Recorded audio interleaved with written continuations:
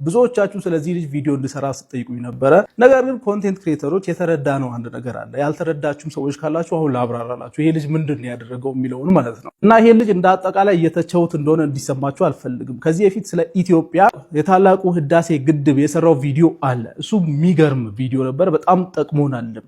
ግን አሁን እሱ ራሱን የብራንዱን ኢኩቪቫለንት ማለትም እኔ ያለኝ ብራንድ አለ ዳይላን ፔጅ የሚባለው ብራንድ የኔ ኢኩቪቫለንት ኢትዮጵያ ናት ብሎ እንደ ኢትዮጵያ ነው ከኛ ጋር መነጋገር ቢፈልገው እንጂ አንድ ኢትዮጵያ ውስጥ ያለ ክሬተር መደገፍ ስሙን ጠቅሶ ቪዲዮ መስራትን እየፈለገ አይደለም።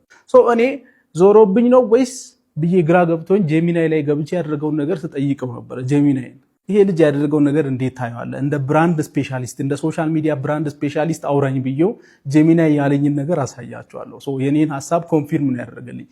ሶሻል ሚዲያ ላይ ያለ ኢትዮጵያዊ በሙሉ ማለት ይቻላል በመቶ ሺዎች የሚቆጠሩ ኢትዮጵያውያን ተሰባስቦ ይሄንን ልጅ አንድ ነገር ጠየቁ። ኢትዮጵያውያን የጠየቁት ነገር ምንድነው? አንድ ኢትዮጵያ ውስጥ እኛ የምንወደው ቲክታከር አለ፣ በተለያዩ መንገዶች አታክ የተደረገ ነው፣ የቲክታክ ሲስተም ልክ አይመስልንም ምናምን ብለው እንግዲህ ለቲክታክ ሪፖርት እንዲያደርግ የበኩሉንም እንዲያደርግ እንግዲህ ጠየቁት። ሁለተኛ ደግሞ አንድ መረዳት ያለባችሁ ነገር ይሄ ዳይላን ፔጅ የሚባለው አካውንት ቬሪፋይድ የሆነ አካውንት ነው።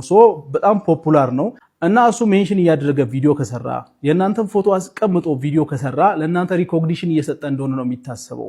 ቲክታክ የእናንተንም አካውንት ቬሪፋይ ሊያደርገው ይችላል። ከዚህ በፊት እንግዲህ ቲክታክ ቬሪፋይ ለማድረግ የሚጠቀመው ሲስተም ቲቪ ላይ ተላልፎ ከሆነ የእናንተ ፊት ምናምን ነው የሚያዩ በዋነኝነት። አሁን ግን ሜጀር የሆኑ ሶሻል ሚዲያ ላይ ያሉ ብራንዶች እናንተ ሜንሽን የሚያደርጓችሁ ከሆነ ፎቶዋችሁን አስቀምጦ ቪዲዮ የሚሰሩ ከሆነ እናንተን እንደ ኢምፖርታንት እንደ ሬሌቫንት ሰው ይቆጥራችኋል። ስለዚህ የእናንተንም አካውንት ቬሪፋይ ማድረግ ቻንስ ይኖረዋል። ስለዚህ ይሄንን ነገር እሱ ያውቃል።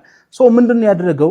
ኢትዮጵያውያን ሲጠይቁ ይሄን ነገር ሲጠይቁት ቪዲዮ የሰራበት መንገድ በአጭሩ የተጠየቀው ሌላ የተናገረው ነገር ሌላ ነው። ልክ እንደ ፖለቲከኞች ማለት ነው። ምንድን ነው ያደረገው? መጥቶ ኢትዮጵያውያን በጣም ትገርማላችኋል። በቃ ኢትዮጵያውያን በጣም የምትገርሙ ሰዎች ናቸው፣ ስትተባበሩ ምናምን በጣም ደስ ይላል፣ በጣም ታምራላችሁ ምናምን ብሎ ቪዲዮ ሰራ። መሀል ላይ የሆነች ቦታ ምናምን ሜንሽን ስሙን ዝም ብሎ በቃ በንግግር መካከል ሜንሽን አድርጎ ከታችም ካፕሽንም ላይ ሜንሽን የተደረገ ሰው የለም፣ የማንንም ፎቶ አልተጠቀመም ምናምን። ይሄንን ያደረገበት ምክንያት ምንድነው መሰላችሁ? አንደኛ ይሄ ሁሉ ሰው በመቶ ሺዎች የሚቆጠር ሰው ሜንሽን እያደረገው ይሄንን ጉዳይ ዝም ብሎ ማለፍ ለብራንዱ ጥሩ አይደለም። ሰውን እንግዲህ እየናቀ እንደሆነ እንዲታሰብበት አልፈለገም።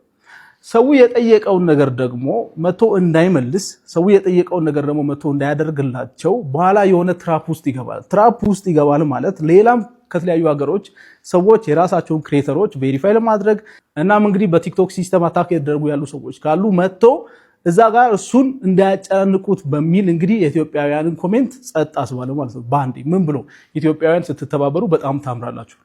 የተጠየቀው ሌላ ያደረገው ሌላ ነው ነገሩ። ብዙዎቻችሁ ይሄን ነገር አንደርስታንድ አላደረጋችሁም እና አሁንም መልሳችሁ እኛ ገብቶናል ያረከው ነገር እንደ ኮንቴንት ክሪኤተር አንደርስታንድ አድርገናል፣ ስለዚህ ግን የፈለግነው ይሄን ነው ብላችሁ በግልጽ ጠይቁትና ያንን ያድርግላችሁ።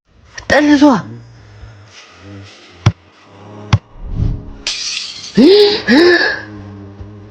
እኔ የለሁበትም።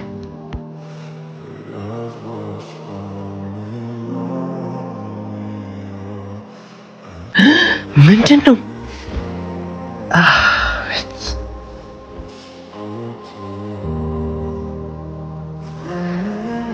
መስታወትሽን ስለሰበርኩኝ በጣም ይቅርታ።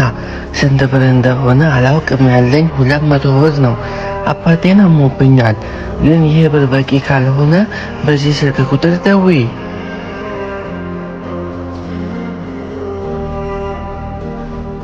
ሄሎ፣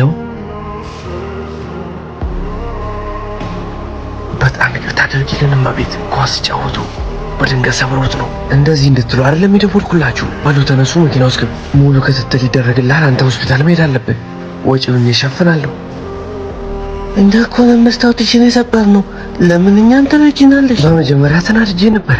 ታማኝነትህን ሳይ ቁጣ ይበረደልኝ። በዚህ ጊዜ ሁሉም ስተው እየሮጡ ይሄዳሉ፣ ልክ እንደ ባለቤቴ። አንተ ግን ቆምክ፣ ኃላፊነትን ወሰድክ።